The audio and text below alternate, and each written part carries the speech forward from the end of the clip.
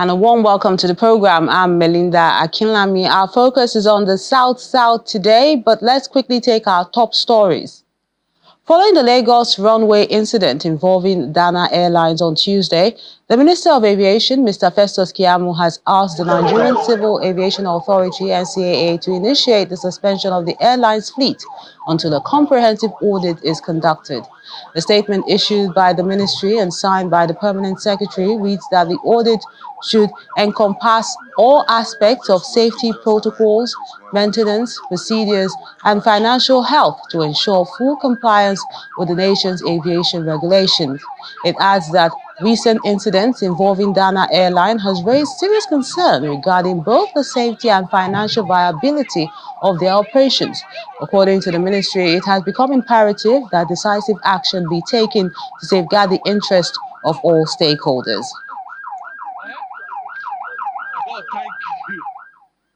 Bandits have killed at least 3 people and abducted 8 others during a fresh attack on a village in Biringwari local government area of Kaduna State. This comes just 5 days after 23 people were killed by bandits at Anwandanko community in the eastern part of Biringwari local government area. The police authorities and the state government are yet to comment on the incident. However, the Secretary General of the Biringwari Emirate Progressive Union, Abdul Rashid Abshi, told Channel Television that the bandits attacked the village at about 3 p.m. on Tuesday after they had camped at a nearby spot on Monday night to perfect their operation.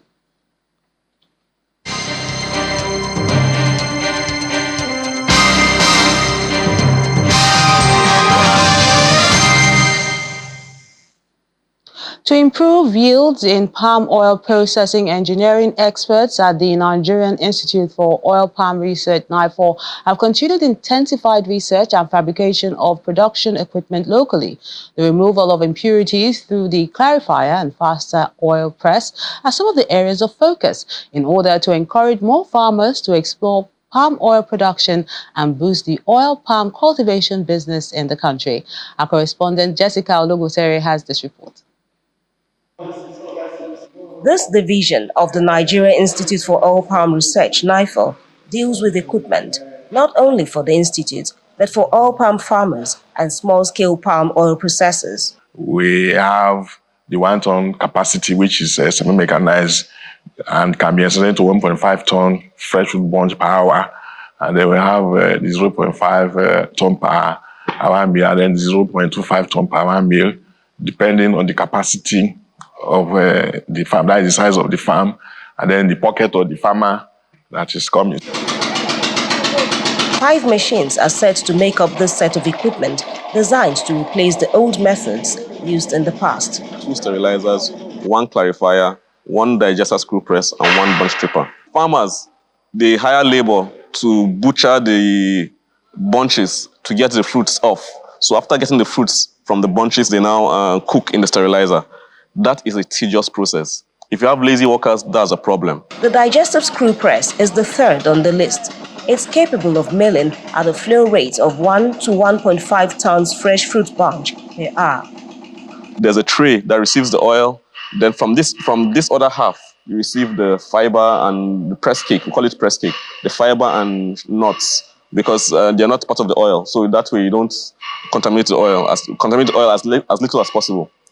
So it would be keen to say that the digester screw press was locally designed and manufactured in Nigeria, in NIFOR as a matter of fact, here in NIFOR. All this equipment has been patented in Nigeria, but this in particular has gained worldwide recognition for its patent. The sterilizer is the machine for steaming the palm fruit, and the clarifier ensures the final product is rid of all impurities. We try as much as possible to make the equipment as cheap as possible and as available as possible. That is the work we do here generally. And then after we make the equipment, we test them. So we test it and see what the problems that our farmers will envisage. Sometimes we foresee the problems and solve. Sometimes they bring the problems to us and then we try to solve. So it's both research and production. The experts in the institute are confident that the available products and continuous research they engage in for improved production make it easier for interested investors to source milling equipment right here in Nigeria and encourage increase in palm oil production in the country. Jessica Oluguse, Channels Television News. The people of Ishekiri are calling on the Independent National Electoral Commission (INEC) to implement the 2003 Appeal Court judgment, which ruled that it must revert to 10 wards for Warri South constituencies 1 and 2 before carrying out the proposed elimination of Warri Federal constituency in Delta State. The people who stated this during a press conference in Warri are alleging that the creation of more than 10 wards may be masterminded by some politicians, insisting that they have resolved to get justice. The 2023 general elections have come and gone, but a lot of activities and reforms are also ongoing against subsequent elections, including the 2027 general elections. This press conference by Chekiri leaders in Warri is geared towards the interests of the people and their position as it concerns the proposed review of the Warri Federal constituency by INEC. They insist that the electoral umpire, INEC, must revert to the 10-ward structure as pronounced by the law and the courts. The AR1 stipulates the number and structure of wards that constitute the fair known as Warri South constituency 1 and 2. And it was, remain, and should remain 10 wards, namely Ode Ishekiri, Ubeji, Oburu, Okere, Bowen, Kwesu, Avenue, Esisi, Ekurede, and Ibudu wards. These are the only wards created by law. Every other ward structure amounts to gerrymandering.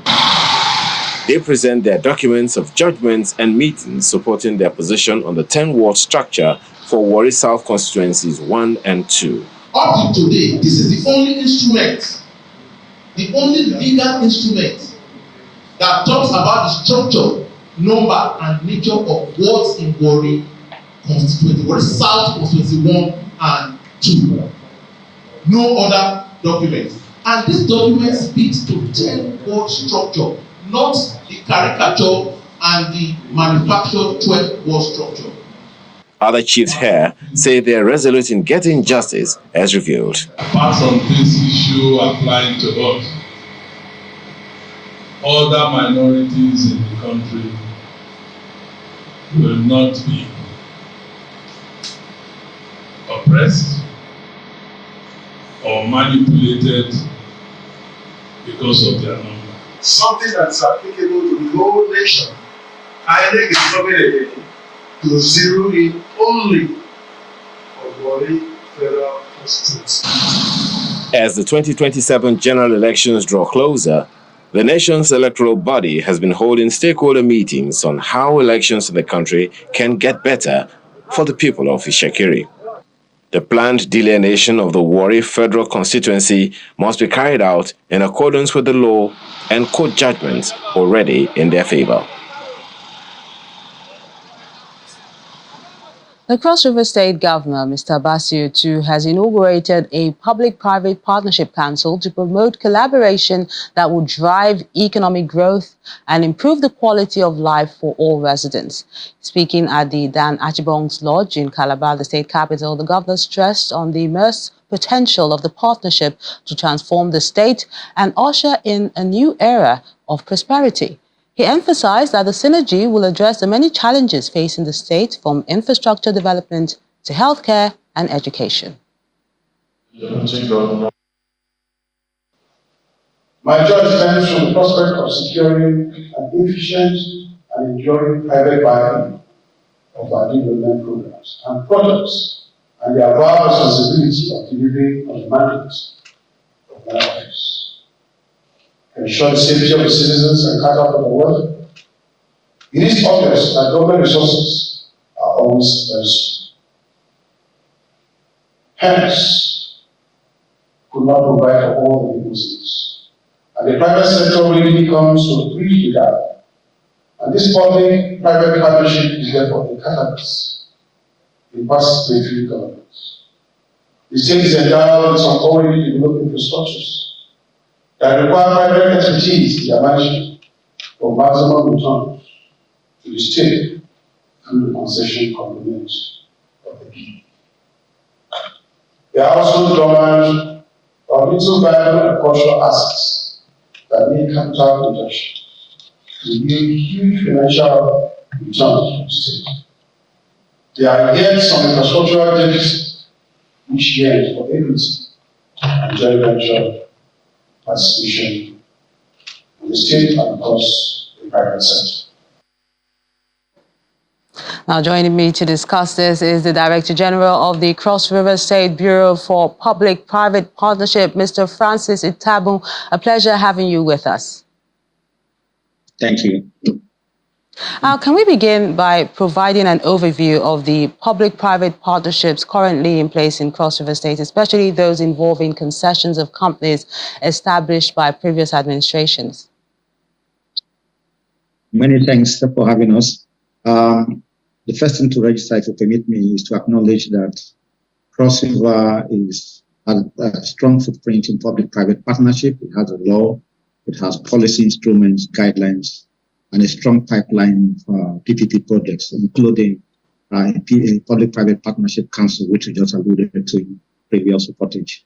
Now, talking about an overview of our experiences, over the last 12 years, is to acknowledge a couple of infrastructure opportunities across sectors: healthcare, agro projects, hospitality, and a number of others, which time will fail us to highlight. But in doing so, we can't lose sight of the fact that the administration, as you've seen, has recalibrated the framework for PPP implementation vis-a-vis, the respective opportunity area for growth and development in Cross River State.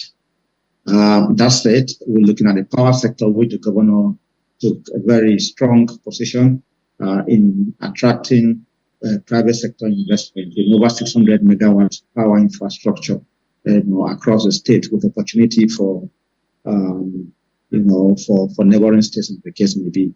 So what that suggests to us is that 40% of the operating costs for businesses in Nigeria, as long as we find Cross River as a destination, is off the table. So goodbye to power as a key limiting factor for investment. That's what that signpost. Tinapa, which we've looked at in the past as a moribund toxic asset, or as a project which more or less appears uncompleted, the administration has paid attention to that. And what it has tried to do is to translate what looks on paper like abandoned opportunities to life. So today we have the Tinapa Economic Zone, which again has attracted private sector investment up in the region of about $3 billion. Not forgetting the special agro processing zone, which is Cross River, one of the operating states. What that means is that we're looking at the value chain for key anchor agro commodities, the likes of rice, cocoa, and of course cassava. So I think that's where I'll pause at the moment, so as not to eat into the questions you have and follow-up questions. No problem, Mr. Ntabo. So what criteria is being used to select suitable private partners? Well, it's straightforward. The guidelines are clear. We have a PPP law number 6 of 2010. We have a PPP implementation guideline. We have sets of policies for PPPs. We have a strong PPP pipeline projects, which are all captured in the PPP master plan. And so what that suggests to us last week from what is that with the inauguration of the PPP Council, with strong representation from the private sector, civil society organizations, professional groups, and of course, key ministry, departments, and agencies. We are up for very interesting times in the PPP space. So the framework is clear, which means competition is a key word here. And what that suggests to us is that down the next 10, 15 years, we should be able to triple our gross state product. Now let's talk benefits now. What positives have the PPPs brought to Cross River State? Let's look at in terms of economic growth, job creation, infrastructure, and what have you. And again, that's a key driver. Talking about socioeconomic development, the first thing we want to imagine is to look at how much new job creation, new job direct and indirect sustainable new jobs we are able to add to the table. We're also able to look at areas of inclusiveness. low carbon footprints. What that means is that in some of our PPP portfolio projects, we have very interesting offerings like CNG vehicles, CNG fuel vehicles. We're looking at electricity vehicles. Just coming out of the Energy Summit in Cross River, what we've been able to bring to the table is the ability to reduce our carbon footprints and to attract carbon financing as much as possible. If you recall the fact that Cross River is strong with regards to rainforests and how much work we've been able to do with the UN RED in terms of safeguarding the environment for the future.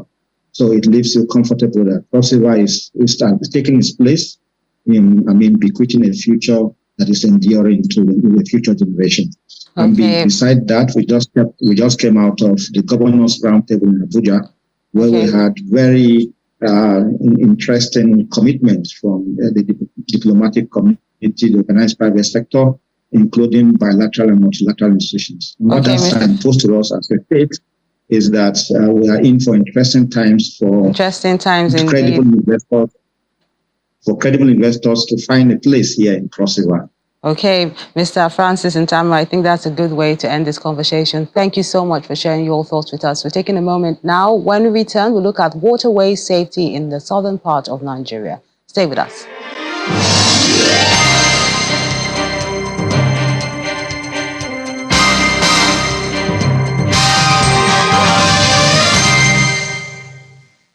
Welcome back. The former Attorney General and Commissioner for Justice in Rivers State, Professor Zaccheaus Adango, a senior advocate of Nigeria, has resigned from the State Executive Council following a cabinet reshuffle that affected his office. Professor Adango said he chose to leave the government to preserve his reputation, citing interference with his duties as Attorney General. He alleges that the governor had directed him not to defend or oppose suits filed against the office of the Attorney General and the government of Rivers State by individuals sponsored by the state government. He also rejected his redeployment as Commissioner for Special Duties and wished Governor Fubara's administration well. This will be his second resignation in about 4 months.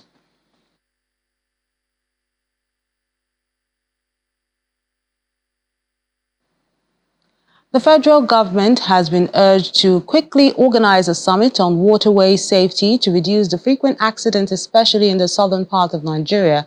The Director General of the Marine Craft Builders Association of Nigeria, Mr. Clem Ifweze, made the call in Port Harcourt, Rivers State, while expressing concern over the increasing number of accidents being recorded annually on the nation's waterways. The south-south region of Nigeria, abundant in oil reserves, is crisscrossed with rivers and creeks, making waterway transportation vital for linking communities and supporting trade. However, waterway transportation in this region is rife with challenges such as insufficient infrastructure and concerns over security and safety. A recent accident involving a movie crew in the River Niger between Delta and Anambra states highlights the need for the enforcement of basic safety regulations. You don't drive with a passenger, you don't quarrel with them. If you don't wear it, you can't force you, you just report to them, and they have the rest action to take. But in our driver that go on board without life vest is to pay fine of 5,000 naira. We see you pay fine of 5,000 naira, and we'll ban their boat for that throughout that day till the next day. So everybody take it very serious. It's our primary duty. So it's a very serious matter. To ensure the sustainability of the new consciousness, passengers are calling for the strengthening of the marine units of the Nigeria Police Force. The Marine Police, security on ground of the safety of lives and property that is going to other local governments or villages that is within the water. There are no more boats, and I think we don't have more of the Marine Police that is being trained more going to the river. According to the Marine Craft Builders Association of Nigeria, recurring boat mishaps has resulted in over 3,000 accidents in the last 10 years. Divided by 10 gives over 300 accidents every year, and by 365 is an accident per day. It's not even out of place for federal government or state government or local government to even buy, or individuals, to even buy life jackets and donate to the water users. It's done all over the place now. During COVID, people gave nose masks and all that. You can actually do it. These are the things that's going to save life. Okay, and if you have them and begin to put enlightenment on them on how to use it, the importance of using it, I think it's going to go a long way in reducing the accident on water. He believes these measures can help the country harness the full potential of the waterways to improve local and international trading and develop a thriving tourism sector. We are calling on the Mr. President to mandate the Minister of Blue Economy to call a meeting, a very serious one. Call a meeting of the enforcers, the users, and the manufacturer of this boat to sit down and find a way to reduce this. This, the association believes, should be done in addition to projects aimed at improving waterway infrastructure, such as dredging and construction of jetties and landing points. The Akwa Ibom state government has reiterated its commitment to a better life for the people. He made the promise today during the inauguration of a 1.3-kilometer underground flood control tunnel in Uyo, the state capital. Governor Umar Eno says he is excited at the timely completion of the project, which is part of measures taken by the state government to reduce the effect of heavy rains predicted by NIMET. In one of the events we had in church, someone sent me a picture on my phone. I have not changed my phone numbers from the days of Econet. I'm still on the same phone number. And being a governor does not change my number. So I sent me a picture. It was a rainy day of this road. It was flooded. So I turned to the deputy governor and said, this is what someone sent to me. When we leave this church now, we'll go on inspection of that road. And those some of you will remember, we left the church and then came to inspect this road. It was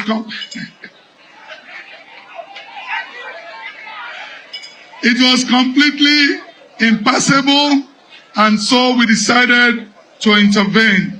So today, we want to thank Hensec Global for the work he has done. Want to thank the community for cooperating with him. What this shows is that all of us can collectively run the state.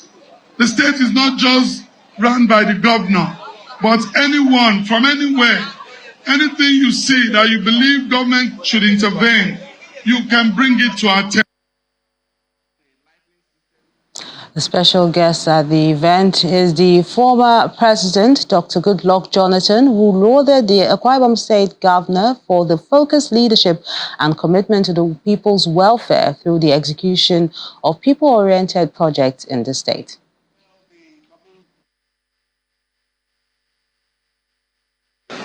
Then you have seen a governor that has focus.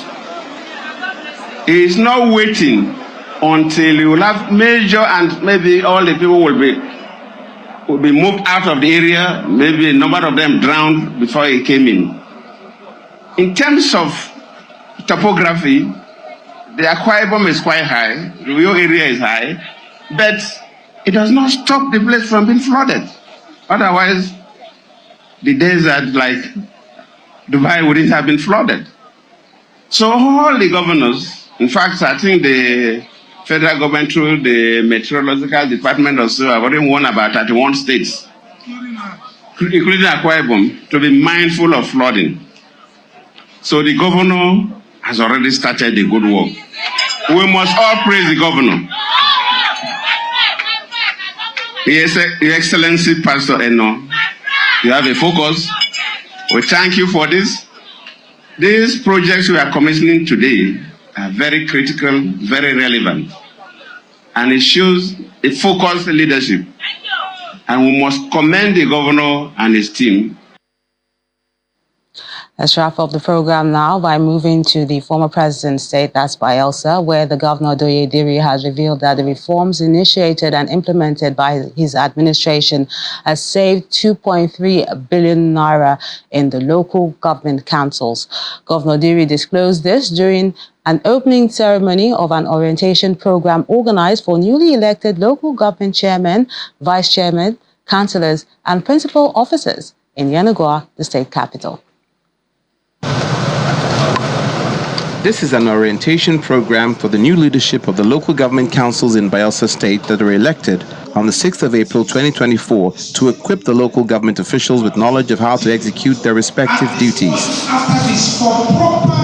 Addressing the new council chairman, Bayelsa State Governor Doyediri says his administration has successfully saved 2.3 billion naira for the local government councils to prevent a situation where they can't afford to pay monthly salaries.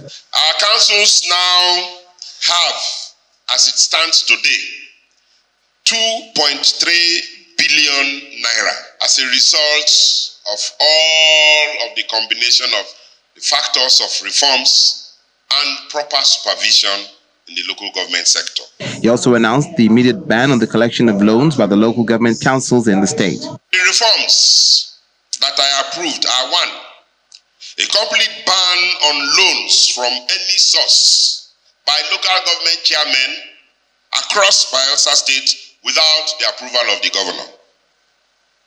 2, compulsory saving by every local government council. So local government did done. Speakers advised the local government councils to conduct a needs assessment before they embark on any project. You want trying to solve a problem, maybe a security problem. What is your burden for the people? You must conceptualize it. You don't just go into bill drafting or bring up a bill because when they ask you how many bills have you brought, I brought 30 and the 30 is equal to 0. You must read. You must search. You must look at. There are certain things that the executive is not even looking at. But you can go in and come with a private member bill that this thing is good for our people. On their part, participants pledged to offer their best. I have pains that made me to come up for this election severally, and now that I've been given the opportunity, I know that I have to be a proper wedge to the prosperity government. We do a needs assessment of what the people want. So we budget based on the needs assessment, and then the execution of those projects when they are budgeted. That's why you must. To ensure that the local government councils in the state consistently offer quality service to the people, the participants of the orientation program were advised to acquire the knowledge and skills to perform their duties optimally. That's the program today. Thank you so much for watching. I'm Melinda Akinlami.